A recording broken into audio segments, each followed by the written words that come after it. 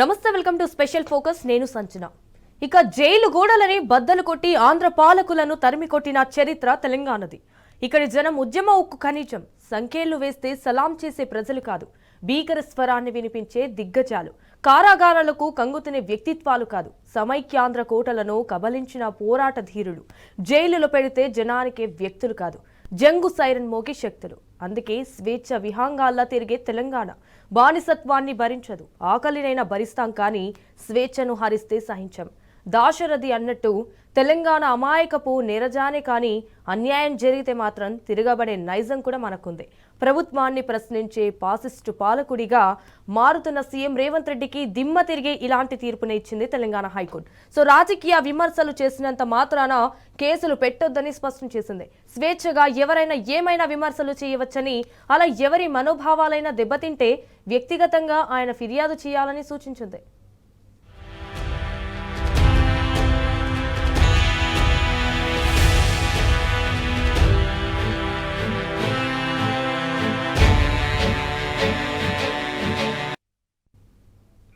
Social మీడియాలో పోస్టుల విషయంలో తెలంగాణ హైకోర్టు కీలక ఆదేశాలు జారీ చేసింది. రాజకీయ విమర్శలు చేసినంత మాత్రాన కేసులు పెట్టొద్దని తేల్చి చెప్పింది.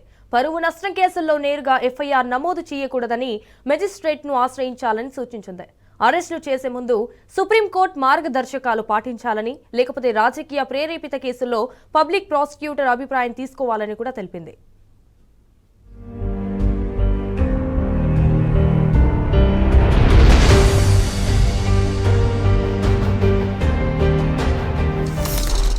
రాజకీయ పోస్టులపై హైకోర్టు సంచలన తీర్పు.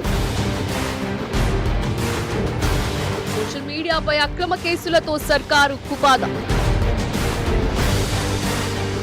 రేవంత్ ప్రభుత్వానికి హైకోర్టులో భారీ ఎదురుదెబ్బ. ప్రాథమిక హక్కులతో పాటు పోలీసులు చట్ట పరిధిలోనే పనిచేయాలని సూచన.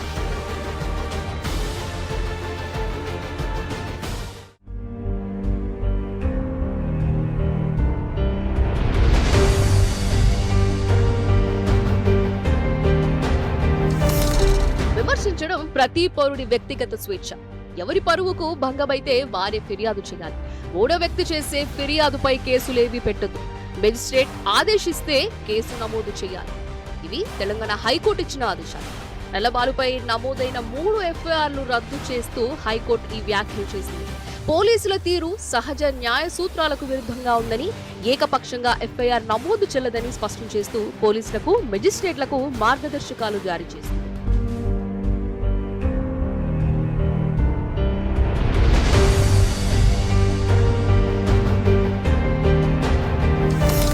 సోషల్ మీడియాలో పోస్టులు పెట్టిన social media activist Shashidhar Goud alias నల్లబాలుపై పోలీసులు 3 కేసులు నమోదు చేయడాన్ని హైకోర్టు తీవ్రంగా తప్పుపట్టింది. కాంగ్రెస్ పార్టీపై సీఎం రేవంత్ రెడ్డిపై అనుచిత వ్యాఖ్యలు చేశారంటూ పోలీసులు నల్లబాలుపై 3 ఎఫ్ఐఆర్లు నమోదు చేశారు. ఆ 3 ఎఫ్ఐఆర్లను రద్దు చేస్తూ జస్టిస్ తుకారాంజీ సంచలన తీర్పు వెలువరించారు. ట్వీట్లు చట్టబద్ధమైన రాజకీయ వ్యక్తీకరణ పరిధిలోకి వస్తాయన్న హైకోర్టు ఏకపక్షంగా జరగకుండా నిరోధించే క్రమంలో మార్గదర్శకాలను వెలువరించింది. సోషల్ మీడియా కార్యకర్త మా భార్య మీద 3 అక్రమ కేసులు పెట్టి దాదాపు 20 రోజులు జైల్లో ఉంచి వారి కుటుంబ సభ్యుల్ని కూడా విపరీతంగా హింసించి ప్రత్యక్షంగా ఇంటికి పోయి పోలీసులే రౌడీల్లాగా వ్యవహరించి ఆ కుటుంబ సభ్యుల్ని తీవ్రంగా హింసించి అన్నం తింటున్న టైంలో ఆ ప్లేట్ను లాగేసి ఆయనని లాక్కొని పోయి ఎంత దారుణంగా అంటే గేటు పైనుంచి ఇట్లా విశ్వేసి కింద దాదాపు 20 మంది పోలీసులు తలుపులు వలకొట్టి రౌడీల్లాగా ప్రవర్తించి ఆయన తీసుకుపోయి దాదాపు 20 రోజులు జైల్లో వచ్చారు. ఒక కేసు పెట్టారు. ఆ కేసు బెయిల్ వచ్చిన తర్వాత జైలు నుంచి అడుగు బయట పెట్టక ముందే లోపల నుంచి లోపలనే ఇంకొక కేసు పెట్టి మళ్ళీ తీసుకుపోయి మళ్ళీ జడ్జి ముందు ప్రొడ్యూస్ చేశారు. అంటే ఆయన బయటికి రాకుండా లోపలనే జైల్లో ఉంచాలనే ప్రయత్నం బాగా చేశారు. అయితే ఆ కేసులో నిన్న ఒక చరిత్రాత్మకమైన జడ్జిమెంట్ నిన్న హైకోర్టు ఇచ్చింది. హైకోర్టు జడ్జిమెంట్ మేము స్వాగతిస్తున్నాం. అదే విధంగా ధన్యవాదాలు కూడా తెలియజేస్తున్నాం. మీరు చూస్తున్నారు, 20 నెలల కాంగ్రెస్ ప్రభుత్వం వచ్చినప్పటి నుంచి కూడా కేవలం బీఆర్ఎస్ సోషల్ మీడియాని ఎట్లా అణిచివేయాలనే విధంగానే ఈ ప్రభుత్వం పనిచేస్తుంది. హైడ్రా విషయంలో కానీ మూసీ విషయంలో కానీ బాధితుల తరఫున పోరాడింది బీఆర్ఎస్ సోషల్ మీడియా. అలాంటి బీఆర్ఎస్ సోషల్ మీడియాని అణిచివేస్తే ప్రజలు పడుతున్న బాధల్ని మనం తెలియకుండా చేయొచ్చు. ఆ గొంతులని మనం అణిచివేయాలనే విధంగా ఏ విధంగా అంటే పోలీస్ రాజ్యం అంటే ఎట్లుంటుంది అనేది ఈ 20 నెలల కాంగ్రెస్ ప్రభుత్వం చూపించింది. ఒక పోస్ట్ పెడితే దాన్ని రీట్వీట్ చేసినందుకు కేసు పెట్టారు, అంటే రీపోస్ట్ చేసినందుకు కేసు పెట్టారు. ఇది ఎక్కడ కూడా దేశంలో జరిగి ఉండదు. ఇంత దుర్మార్గంగా ఈ కేసులు పెట్టేది ఎవరు అంటే పోలీస్ అధికారులు ప్రజల ఇబ్బందుల్ని ప్రభుత్వానికి తీసుకొచ్చే విధంగా, ప్రభుత్వం దృష్టికి తీసుకొచ్చే విధంగా సోషల్ మీడియాలో పోస్ట్ పెడితే పోలీస్ కానిస్టేబుల్ మనోభావాలు దెబ్బతిన్నాయట. ఇది ఎక్కడన్నా ఉంటుందా అండి? ప్రజల సొమ్ముతోని జీతాలు తీసుకునే ప్రభుత్వ అధికారులు మీరు ప్రజా సమస్యల్ని ఎక్స్పోజ్ చేస్తే మీ మనోభావాలు దెబ్బతింటాయా? ఈ తీర్పుతో సామాజిక మాధ్యమాల్లో పోస్టులపై అడ్డుగోలుగా కేసులు పెడుతున్న రాష్ట్ర ప్రభుత్వానికి గట్టి దెబ్బ తగిలినట్టయింది. నల్లబాలు పెట్టిన సోషల్ మీడియా పోస్టుల వల్ల కీర్తి ప్రతిష్టలు దెబ్బతిన్నాయంటే నేరుగా సీఎం లేదా ఆయన పార్టీ ఫిర్యాదు చేయాలే కానీ పోలీసులు లేదా ఇతర ఫిర్యాదు చేయడానికి వీల్లేదని హైకోర్టు మందలించింది. ఎవరు పడితే వాళ్ళు సంబంధం లేని వ్యక్తులు వచ్చి ఫిర్యాదు చేసినంత మాత్రాన పోలీస్ డిపార్ట్మెంట్ అత్యుత్సాహంతో రేవంత్ రెడ్డి ప్రభుత్వానికి తొత్తుల్లాగా పనిచేసుకుంటా కేసులు అడ్డగోలుగా ఫైల్ చేస్తే అది కరెక్ట్ కాదు అని ఒక అబ్జర్వేషన్. అంతేకాకుండా గతంలో కూడా గౌరవ సుప్రీంకోర్టు కానీ గౌరవ హైకోర్టు కానీ ఏవైతే మార్గనిర్దేశకాలు ఇచ్చిందో ఇట్లాంటి సోషల్ మీడియా కేసుల పట్ల వాటిని కాగ్నిజెన్స్లకు తీసుకోవాలి. దాంతోపాటు ఏవైతే అడ్డగోలుగా మీరు కేసులు ఫైల్ చేస్తున్నారో వీటి వల్ల నిజమైన సమస్యలు ఎదుర్కొంటున్న ప్రజానికం ఎవరైతే పోలీస్ స్టేషన్లకు ఆపదలలో ఏదైనా బాధితులపై ఫిర్యాదు చేస్తే వాళ్ళ కేసులు పక్కన పెట్టి కోర్టులలో ఇట్లాంటి అక్రమ కేసులు ఫైలప్ కావడం వల్ల నిజమైన బాధితులకు న్యాయం జరుగుతలేదు. సోషల్ మీడియా అనే ఒక వ్యవస్థ ఉంది కాబట్టి గ్రౌండ్ రియాలిటీ ఏంది అనేది నిమిషం ప్రతి క్షణం ఏం జరుగుతుంది గ్రౌండ్లో అనేది ప్రజలకు తెలిసే విధంగా పనిచేస్తున్నారు. రాజకీయ కక్ష సాధింపు చర్యలు చేస్తాము, బీఆర్ఎస్ పార్టీ నాయకులను వేధిస్తాము, అడ్డగోలుగా కేసులు పెడతాము. మా నాయకులను ఆల్రెడీ చేస్తున్నారు. మీరు కాళేశ్వరం కమిషన్ అని, ఫార్ములా ఈ కేసు అని రకరకాలుగా వేధించే ప్రయత్నం చేస్తున్నారు. ఎక్కడ కూడా ఎవరు కూడా తగ్గే ప్రసక్తి లేదు. క్షేత్రస్థాయిలో మేమందరం పనిచేస్తాము, ప్రజల పక్షాన ఉంటాము. ప్రజా సమస్యల పైన ఎప్పటికప్పుడు ఈ ప్రభుత్వాన్ని ఎండగడతాము, బట్టలు ఎడదేసి ప్రజల ముందు నిలబెడతాము.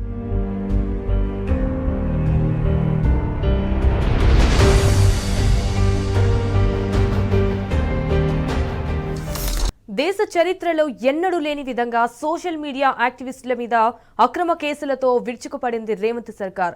ప్రజలకు ఇచ్చిన హామీల మీద సోషల్ మీడియా వేదికగా కూడా నిలదీస్తే బీఆర్ఎస్ సోషల్ మీడియా వారియర్ల మీద అక్రమ కేసులు పెట్టి అరెస్టులు చేసి జైళ్లకు పంపింది కాంగ్రెస్ సర్కార్. ఈ క్రూరమైన అణచివేతను ప్రశ్నిస్తూ న్యాయస్థానాల్లో విరోచితమైన పోరు చేస్తోంది బీఆర్ఎస్ లీగల్ సెల్.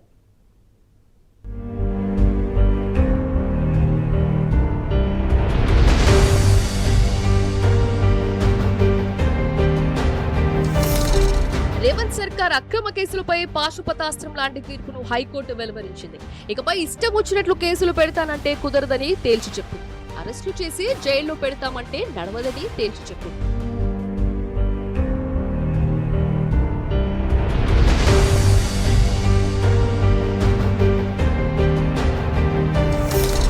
ముఖ్యమంత్రికి వ్యతిరేకంగా చేసిన పోస్టు వల్ల మనోభావాలు దెబ్బతిన్నాయంటూ, సామాజిక సమతుల్యత దెబ్బతింటుందంటూ అసత్యపు పునాదులపైన అక్రమ కేసులు ఇప్పటిదాకా పెట్టిన ప్రభుత్వానికి ఈ తీర్పు ఒక గట్టి ఎదురుదెబ్బ.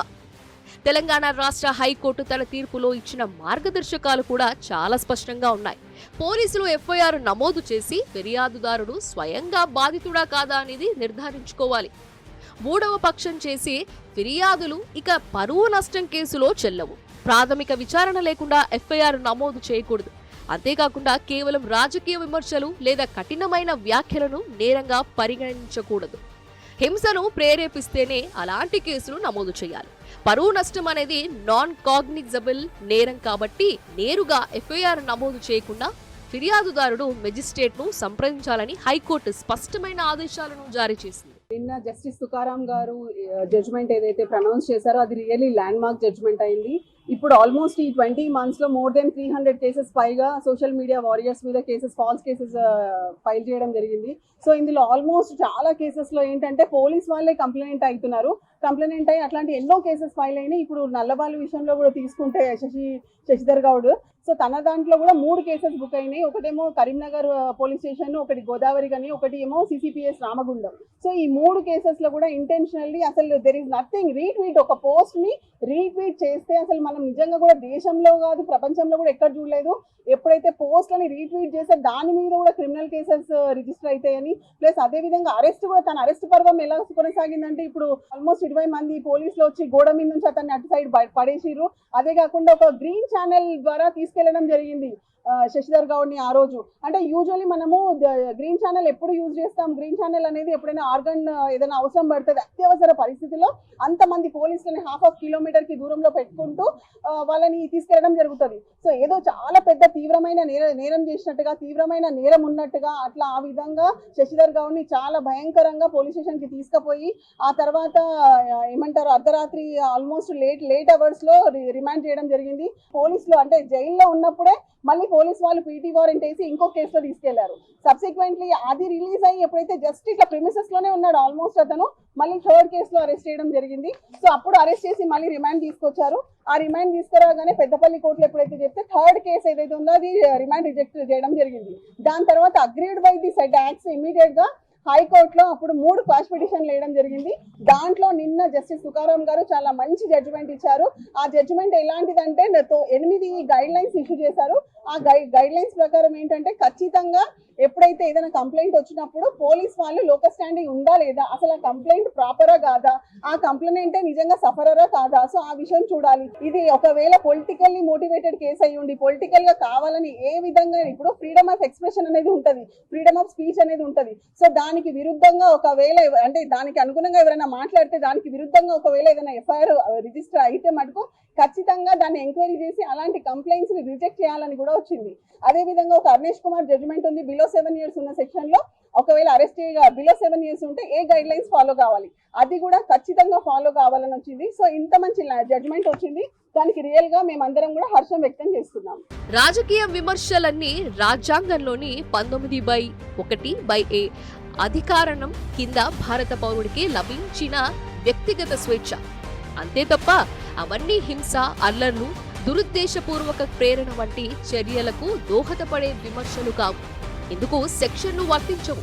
ప్రతిష్ట దెబ్బతిందనే అంశానికి వస్తే ఎవరి పరువు ప్రతిష్టలు దెబ్బతిన్నాయని భావించారో వాళ్లే ఫిర్యాదు చేయాలి. తెలంగాణలో ఇలా జరగడం లేదు. హైకోర్టు అభిప్రాయం కూడా ఇదే.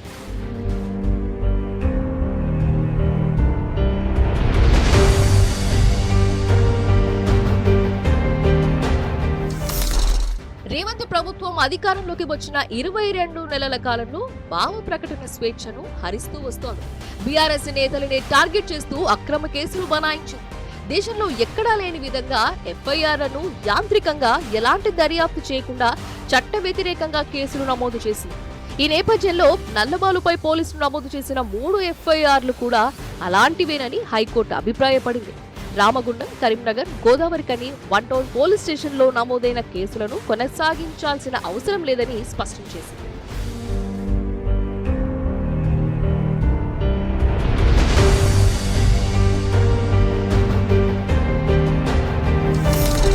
నిజానికి సోషల్ మీడియా వేదికగా నల్లబాలు చేసిన ట్వీట్లన్నీ కూడా పూర్తిగా రాజకీయ విమర్శలు మాత్రమే.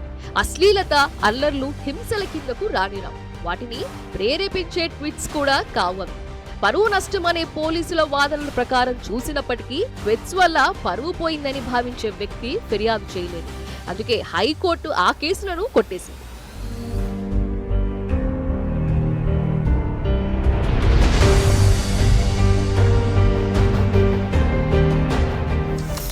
రాజ్యాంగ అధికరణాల ప్రకారం ప్రతి పౌరుడికి త్వరిత న్యాయం పొందే హక్కు ఉంటుంది.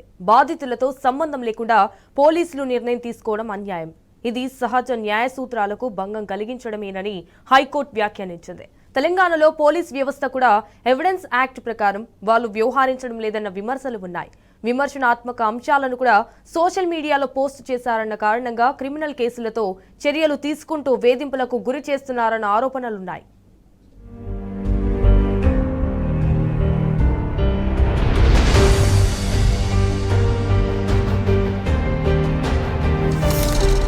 రేవంత్ సర్కార్ ను కోట్ చేస్తూ హైకోర్టు ఇచ్చిన తీర్పు ఒక చారిత్రాత్మకమైన విజయం. కాంగ్రెస్ ప్రభుత్వం 22 నెలలుగా బీఆర్ఎస్ నేతలు, కార్యకర్తలు, సోషల్ మీడియా కార్యకర్తలపై రాజకీయ ప్రేరేపితమైన కేసులు పెట్టి వేధిస్తోంది. అందుకే హైకోర్టు తాజా తీర్పు రేవంత్ సర్కార్ కు చెంపపెట్టనన్న అభిప్రాయాలు వినిపిస్తున్నాయి. గౌరవ హైకోర్టు నుండి వచ్చినటువంటి తీర్పు, జస్టిస్ తుకారాం గారు ఇచ్చినటువంటి తీర్పుని మేము స్వాగతిస్తా ఉన్నాము. ఈరోజు తెలంగాణ రాష్ట్రంలో చట్టము, న్యాయము, రాజ్యాంగము ఇవన్నీ కూడా పక్కకి పోయినాయి. ఈ రాష్ట్రంలో ఒక ప్రత్యేకమైన సిస్టమ్ని ఈరోజు ఈ రేవంత్ రెడ్డి ప్రభుత్వం ఇవాళ పాలిస్తూ ఉన్నది. ఈరోజు కేవలం సోషల్ మీడియాలో భావ వ్యక్తీకరణ చేసినా కూడా, న్యాయబద్ధంగా చట్టబద్ధంగా చేసినా కూడా ఇష్టానుసారంగా ఈరోజు కేసులు ఫైల్ చేసి ఈరోజు సోషల్ మీడియా వారియర్స్ని, బీఆర్ఎస్ పార్టీకి చెందినటువంటి సోషల్ మీడియా వారియర్స్ పైన కేసులు బనాయించి వాళ్ళ ఇంటి మీద నిఘా పెట్టి, వాళ్ళ కుటుంబ సభ్యులు ఎక్కడికి పోతున్నారు, వాళ్ళ పిల్లలు ఏ స్కూల్లో చదువుతున్నారు, వాళ్ళ ఇంటి సభ్యులు ఎక్కడెక్కడికి వెళ్తున్నారు అని చెప్పి తీవ్రవాదుల మీద పెట్టినట్టు నిఘా పెట్టి ఈరోజు వాళ్ళని వెంటాడి అర్ధరాత్రులు వాళ్ళ ఇంటి మీద పడి వాళ్ళని ఫిజికల్గా అసాల్ట్ చేసి రిమాండ్కి పంపిస్తూ ఉన్నారు అర్ధరాత్రి. ఈరోజు ఒక బెయిల్ రాగానే వెంటనే మరొక కేసును బనాయించి అదే పనిగా కక్ష కట్టినట్టు ఈరోజు BRS party social media warriors ఈరోజు వేధిస్తున్నటువంటి రాష్ట్ర ప్రభుత్వానికి నిన్న జస్టిస్ తుకారాం గారు ఇచ్చినటువంటి తీర్పు ఒక చెంపపెట్టు లాంటిది. ఈరోజు ఈ రాష్ట్రంలో కొందరు అధికారులు చట్టబద్ధంగా కాకుండా, న్యాయబద్ధంగా కాకుండా, రాజ్యాంగబద్ధంగా కాకుండా ఈరోజు కాంగ్రెస్ నాయకుల ఆదేశానుసారంగా ఈరోజు వాళ్ళు ప్రవర్తిస్తూ ఉన్నారు, కేసులు పెడతా ఉన్నారు. ఈరోజు క్లియర్ కట్గా న్యాయస్థానం నుంచి వారికి గైడ్ లైన్స్ వచ్చినాయి.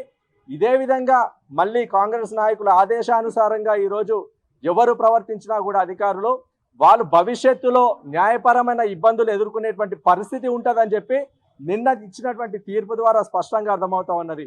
ఇట్లాంటి కేసులు పెట్టినా కూడా మీరు ఇచ్చినటువంటి హామీలను, గ్యారంటీలను అమలు పరిచేదాకా, మీరు చేస్తున్నటువంటి డైవర్జన్ టాక్టిక్స్ అన్ని కూడా ప్రజల ముందు బహిర్గతం చేసేదాకా, ప్రజలకు అన్ని కూడా వివరించే క్రమంలో సోషల్ మీడియాలో అదే ఉత్తేజితులమై పనిచేస్తారు.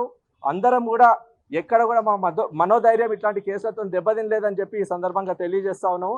మరొకసారి బీఆర్ఎస్ పార్టీ లీగల్ సెల్ వారికి అందరికీ కూడా మరొకసారి ధన్యవాదాలు చెప్తా ఉన్నాం. నిజానికి ప్రజల ఆలోచనలు, ఆకాంక్షలు చట్టసభల్లో ప్రతిబింబిస్తేనే పార్లమెంటరీ వ్యవస్థలు చిరకాలం మలుగుతాయి, లేకపోతే అవి కుప్పకూలిపోతాయి. ప్రజాస్వామ్యంలో చర్చకు అత్యంత ప్రాధాన్యం ఉంటుంది. చర్చ లేకపోతే అది ప్రజాస్వామ్యం కాలేదు. ప్రశ్నించే ప్రతిపక్షాలు లేని పాలన కావాలనుకుంటే దానికి ప్రజాస్వామ్యమని పేరెందుకు? అందుకే నల్లబాలు కేసులు ఉదహరిస్తూ రేవంత్ సర్కార్ ఆచరిస్తున్న విధానంపై ఒక రకంగా హైకోర్టు గట్టిగానే తలంటిందన్న చర్చలు జరుగుతోంది.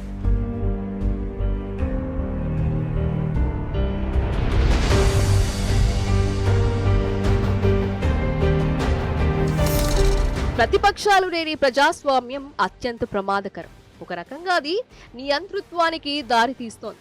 తనను ప్రశ్నించే ప్రతిపక్షాల గొంతులను నిశ్శబ్దం చేసే సూత్రానికి రేవంత్ ప్రభుత్వం కట్టుబడి ఉంటే అది అణచివేత అవుతోంది. ప్రజలకు ఏ ప్రభుత్వమైనా జవాబుదారీ కావాలి, అంతేకాని గొంతు నొక్కకూడదు. అది ప్రజల్లో అసహ్యాన్ని పెంచుతోంది, అసహనానికి దారితీస్తోంది. రేవతి అనే ఒక జర్నలిస్టు కరెంటు కోతల పైన రాత్రిళ్ళు కరెంటు పోతుందని ఆమె ఒక ట్వీట్ చేస్తే ఆమె మీద కేసు పెట్టారు. అదేవిధంగా ఒక రైతు తన ఆవేదనతోని ఒక వీడియో చేస్తే ఆ వీడియోను పోస్ట్ చేసిన గౌతమ్ మీద ఒక కేసు పెట్టారు. అదేవిధంగా హెచ్సియు ఇన్సిడెంట్ అందరికీ తెలుసు. ఆ హెచ్సియులో జంతువులు ఉన్నాయి, జింకలు, నెమళ్ళు ఇవన్నీ ఉన్నాయని మా నాయకులు దిలీప్, క్రిషాంక్ వీళ్ళు పోస్ట్ చేస్తే ఆ హెచ్సియు ఇన్సిడెంట్ మీద కేసులు పెట్టారు. ఎంత దారుణం అంటే సోషల్ మీడియా కేసుల మీద లుకౌట్ నోటీసులు కూడా ఇచ్చారు. ఇంతకంటే దారుణం ఉండదు. లుకౌట్ నోటీసులు ఎవరికి ఇస్తారు? పెద్ద పెద్ద క్రిమినల్స్కి అయితే ఇస్తారు. మర్డర్ కేసులు ఉన్న వాళ్ళకో, దేశం నుంచి పారిపోతారు అనుకునే వాళ్ళకి లుకౌట్ నోటీసులు ఇస్తారు. కానీ తెలంగాణలో సోషల్ మీడియా పోస్టులు పెట్టిన వాళ్ళ మీద లుకౌట్ నోటీసులు ఉన్నాయి. ఈ విధంగా చాలా రుణమాఫీ మీద, యూరియా మీద, హైడ్రా మీద, ఇందిరమ్మ ఇల్లు రాలేదని అడిగిన వాళ్ళ మీద, నీళ్లు లేవని చెప్పిన రైతుల మీద, వడ్లు కొనమని అడుగుతున్న రైతుల మీద రకరకాలుగా కేసులు పెట్టారు. వీళ్ళందరికీ కూడా మా బీఆర్ఎస్ లీగల్ సెల్ అండదండలతోని అందరినీ కూడా కాపాడుకుంటుందని తెలియజేస్తూ మళ్ళొక్కసారి రేవంత్ రెడ్డికి హెచ్చరిస్తున్నాం. గత 3 రోజుల కింద నేపాల్లో చూసినాం. సోషల్ మీడియాని అణచివేసి అక్కడ ప్రభుత్వాన్ని నడపాలనుకున్న నేపాల్ ప్రభుత్వం 3 రోజుల్లోనే గల్లంతు లేకుండా పోయింది. ఇలాంటి పరిస్థితి తెచ్చుకోవద్దు అని రేవంత్ రెడ్డి కూడా విజ్ఞప్తి చేస్తున్నాం. ప్రజాస్వామ్యంలో అధికారం శాశ్వతం కాదు. ప్రజలు చైతన్యవంతులయ్యే కొద్దీ పాలకులు విధానాలు మారాలి. చర్యలోని మంచి చెడ్డలను పాల నుంచి నీటిని విడదీసినంత స్పష్టంగా వేరు చేయాలి. ఇది అధికారంలో ఉన్న వారికి తెలియని విషయమేమీ కాదు. కానీ అధికారంలో వారిని అహంభావం నింపి దానిని మర్చిపోయేలా చేస్తుంది. ప్రస్తుతం వ్యక్తిగతంగా రేవంత్ కు ఆయన మంత్రివర్గం ఇప్పుడు ఇదే భావనలో ఉంది. ప్రజా చైతన్యాన్ని తక్కువ చేస్తే చూస్తున్న కాంగ్రెస్ సర్కార్కు తిరుగులేని గుణపాఠం తప్పదు. ప్రతిపక్షాల కన్నా ప్రశ్నించే హక్కును కాదంటే, వారి మాట వినాల్సిన పని లేదనుకుంటే ఇక ఈ ప్రభుత్వం ఎందుకు, ఈ ప్రజాస్వామ్యం ఎందుకు? హైకోర్టు తీర్పుతోనైనా రేవంత్ రెడ్డి నియంతృత్వపు ఆలోచనలు మానుకోవాలి. భావ ప్రకటన స్వేచ్ఛకు భంగం కలగకుండా చూడాలి. రైట్, ఇది వాళ్ళ స్పెషల్ ఫోకస్. చూస్తూనే ఉండండి టీ న్యూస్.